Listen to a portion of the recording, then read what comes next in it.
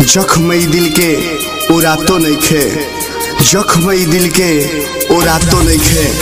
हमरा अब कुछ बुझातो नइखे। मोहब्बत कर गई लखिया, अब उनका बिन हमरा कुछ सुहातो नइखे, सुहातो नइखे, सुहातो नइखे। ए राम जी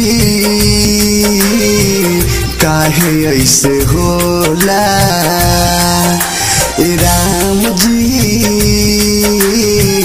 काहे ऐसे होला। केतनो छुपैब जानी गाँव औरी टोला, केतनो छुपैब जानी गाँव औरी टोला। ए राम जी काहे ऐसे होला, ए राम जी काहे ऐसे होला। Presented by Arun Rana, Balaji Recording Studio, Jadavpur. Music by Mohan Yadav. Presented by Arun Rana. प्यारे के जैसे होला थोड़ा शुरुआत हो, कान कान जान जाला लोग बारी बात हो।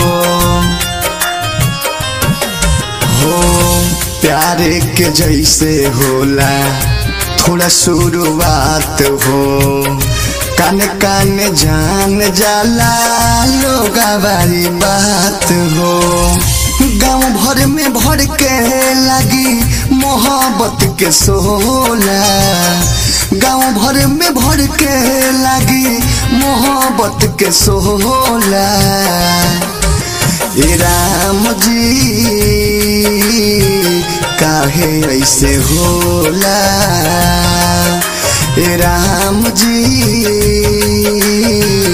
काहे ऐसे होला।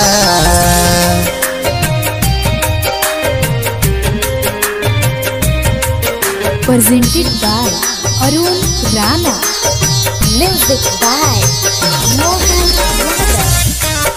Balaji Recording Studio, Jadavpur. Presented by Arun Rana. खुश होई जाला लोगवा दिलवा लगाई के, दुर्ग सबे दर्दी अब का कहीं समझाई के। हो खुश होई जाला मनवा दिलवा लगाई के, दुर्ग सबे दर्दी अब का कहीं समझाई के। विदेशी लाल यादव प्यार के जर जाला झोला, विदेशी लाल यादव प्यार के जर जाला झोला। ए राम जी काहे ऐसे होला, ए राम जी काहे ऐसे होला। Presented by Arun Rana.